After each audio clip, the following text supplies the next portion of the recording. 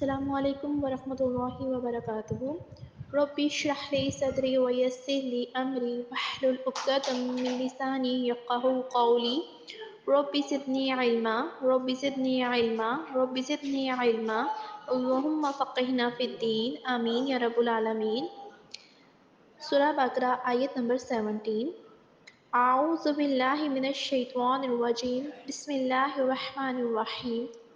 مثالہم، ان کی مثال، کمثل الذی، جیسے مثال اس شخص، ذی استوقد نارا، جس نے بھڑکائی آگ، فلما، پھر جب، اضاءت، روشن کر دیا، ما حولہ، اس کا ارد گرد، ذہب، چھین لی، اللہ بنورہم، اللہ ان کی روشنی، وترکہم، اور انہیں چھوڑ دیا، فی ظلمات لا یبصرون، اندھیروں میں وہ نہیں دیکھتے۔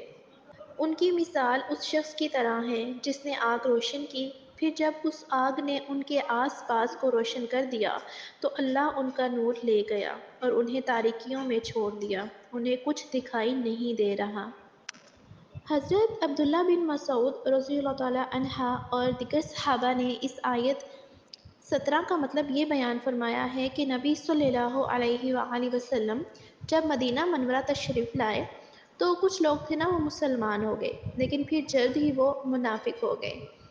تو ان کی مثال اس شخص کی سی ہے جو اندھیرے میں تھا، پھر اس نے روشنی جلائی، تو جس سے نا اس پہ ماحول روشن ہو گیا اور اسے فائدہ مند چیزیں اور نقصان دہ چیزیں پھر اس پر واضح ہو گئی، تو پھر وہ روشنی بجھ گئی اور پھر وہ اسی طرح تاریکیوں میں گر گیا، پھر اندھیروں میں چلا گیا۔ تو یہی حال منافقین کا تھا، پہلے وہ شرک کی تاریکی میں تھے، پھر مسلمان ہوئے تو ان میں روشنی آ گئی، حلال و حرام اور خیر و شر کو وہ پہچان گئے، پھر دوبارہ وہ کفر اور نفاق کی طرف لوٹ کر گئے، تو پھر ساری روشنی چلی گئی۔ اس سے پہلے ہم منافقین کے بارے میں پڑھ چکے ہیں، تو ان کی کچھ علامات اللہ سبحانہ و تعالیٰ نے بہت اچھی طرح واضح فرما دی ہیں۔ اب ان کے حال کو مثالوں سے واضح کیا جا رہا ہے تو وہ چیز زیادہ کھل کے بہتر طریقے سے سمجھ آ جاتی ہے۔ یعنی کہ کسی بھی چیز کو جب مثال سے سمجھایا جاتا ہے نا تو وہ ہمیں بہت اچھی طرح سے سمجھ آ جاتی ہے۔ منافقت جو کہ دل کی حالت ہے، منافقت ایک رویے کا نام ہے، اس کو ایسی چیز سے سمجھایا جا رہا ہے جس کو ہم مشاہدہ کر سکتے ہیں، وہ چیز جو ہمارے ذہن میں ہے۔ جب ہم اس کو فزیکلی کسی شکل میں ہوتا ہوا دیکھتے ہیں نا تو وہ چیز زیادہ بہتر سمجھ میں آتی ہے۔ جیسے کہ ایک کہانی ہوتی ہے، اگر کوئی آپ کو وہ زبانی سنا رہا ہے تو آپ اسے بہت انجوائے کرتے ہیں، سنتے ہیں، سمجھتے ہیں، لیکن اگر کوئی اس کو ایکٹ کر کے دکھا رہا ہے تو پھر کیا ہوتا ہے، اور زیادہ اچھے سے سمجھ آ جاتی ہے۔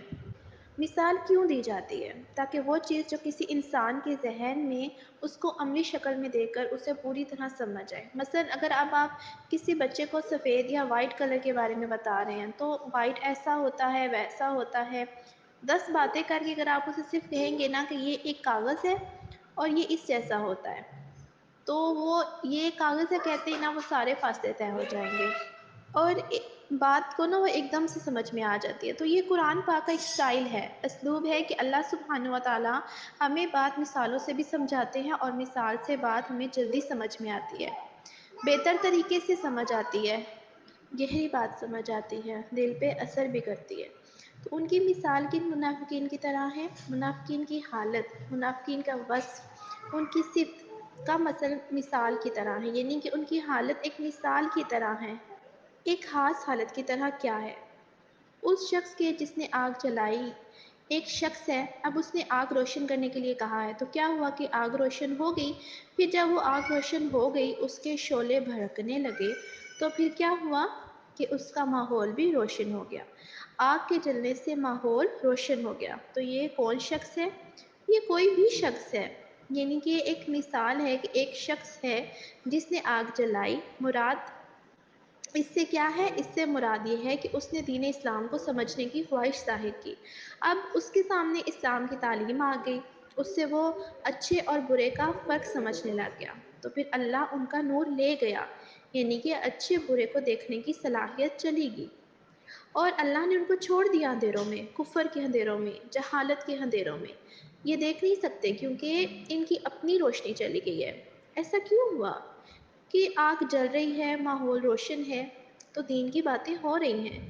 پیغمبر علیہ السلام مدینہ میں موجود ہے، گھر گھر میں اسلام کی بات ہو رہی ہے، لیکن ان لوگوں کو کچھ سمجھ نہیں آ رہا، ان کو اس سے کوئی فائدہ نہیں ہو رہا، کیونکہ اللہ نے ان کی توفیق ہی چھین لی ہے سوچنے سمجھنے کی، دیکھنے کی۔ ان کی آنکھ کا نور چلا گیا ہے، ان کے دل کا نور چلا گیا ہے۔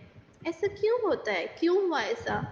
لہٰذا وہ سمجھ نہیں سکتے۔ کوئی بھی انسان جب حق کو دیکھ لیتا ہے، پہچان لیتا ہے، حق اس کی سمجھ میں آتا ہے، لیکن وہ دنیا کی محبت میں اتنا ڈوبا ہوا ہے یا وہ حق کو اپنی شان سے کم تر سمجھتا ہے، وہ اسے ریجیکٹ کر دیتا ہے، تو اللہ سبحانہ و تعالیٰ اس سے ہدایت کی توفیق چھین لیتا ہے۔ قرآن پاک کی ایک اور آیت ہے سورہ الصف، اللہ سبحانہ و تعالیٰ فرماتے ہیں جب وہ ٹیڑھے ہوئے تو اللہ نے ان کے دل ٹیڑھے کر دیے، جب وہ بگڑے تو انہوں نے حق میں نیند میں نکالی تو اللہ نے ان کے حق قبول کرنے کی صلاحیت بھی چھین لی۔